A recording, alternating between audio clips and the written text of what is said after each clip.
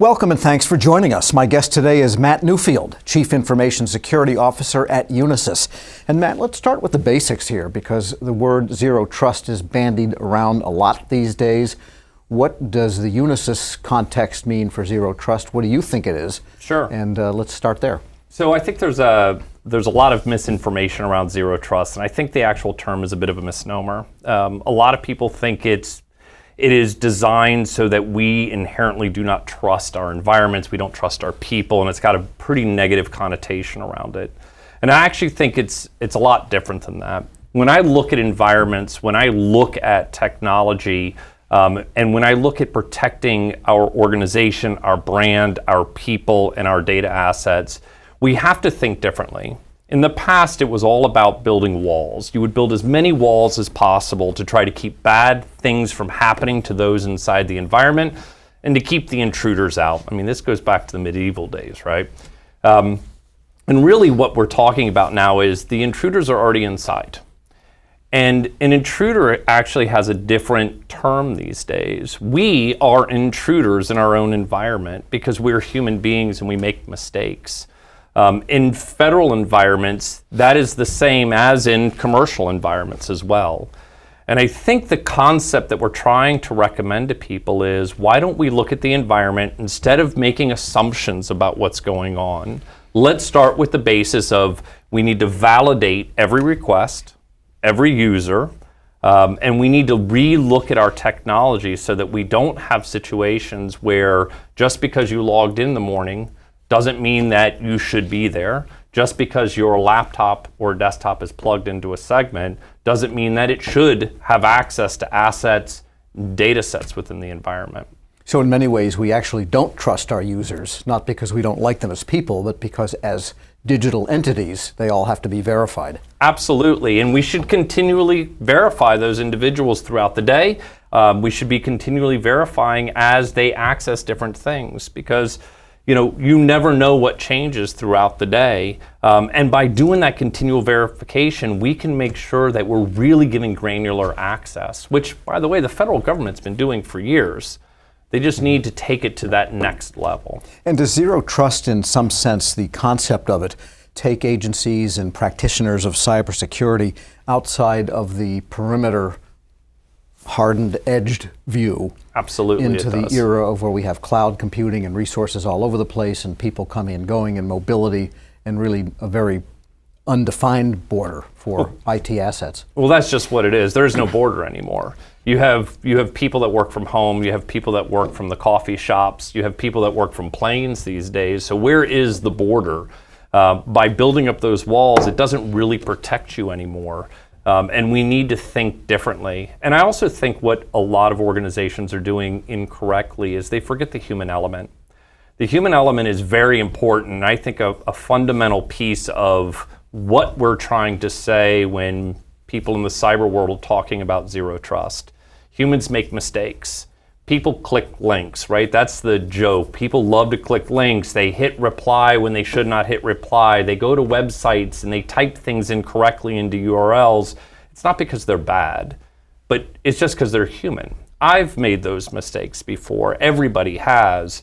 So if you build out an environment that's continually checking for those things, it's continually checking to see that, do I still need certain accesses?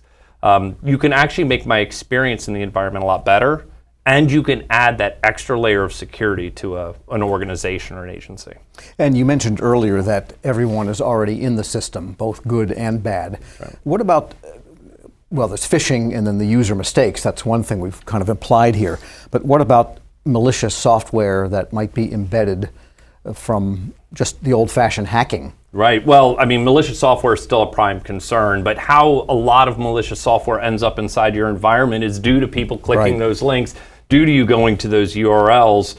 There are still other basics that need to be focused on, like your basic patch management, your basic third-party risk management that you have to do to make sure those avenues are lessened. But a lot of that still comes from people making mistakes. And if you can really take what they're trying to say around zero trust to heart, limiting east-west controls, limiting the ability to spread, limiting what you actually can touch and see, to those things that are only critical to you at the time you need them.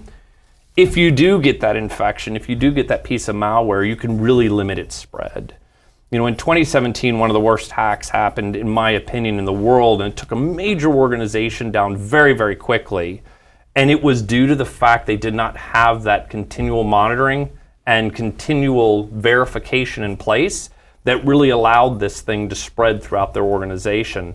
And if they had done things, and you hear our organization talk about it, if they'd done microsegmentation, if they'd done really solid east-west controls, if they'd done continual verification, the impact of that breach would have been significantly reduced.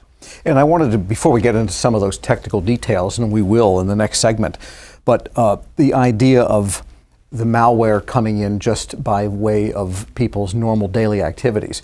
There are a lot of agency, public sector situations where people might have to visit websites that you wouldn't ordinarily expect them to visit in the course of work. It might be research. Absolutely. It's not just shopping on one of the shopping sites, but they're really going to sites where, why was he going there? Well, if you're doing a crime investigation or a background investigation, and very often those commercial sites, even though they might be semi-legitimate or fully legitimate, they contain the advertising that sends in a lot of malware. So how do you, that's got to be part of the equation here. Absolutely. Again, the whole concept, and you go back to that human nature, a lot of times the way malware or infection got into an infrastructure was not due to someone's negligence, it was due to their day job.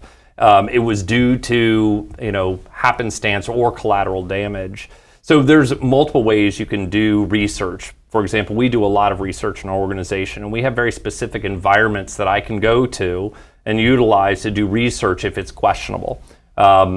Just to make sure that if I do happen to be on a site that may happen to have an infection and I get hit with that infection, that it does not propagate through the organization.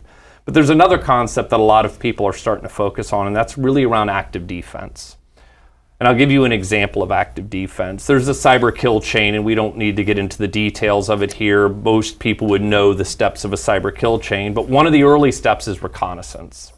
So if I was to break into your environment, if I had a piece of malware that was on your platform, one of the first things I'm going to focus on is trying to get a survey of the land. What's going on? Where am I? What other assets do I have control over?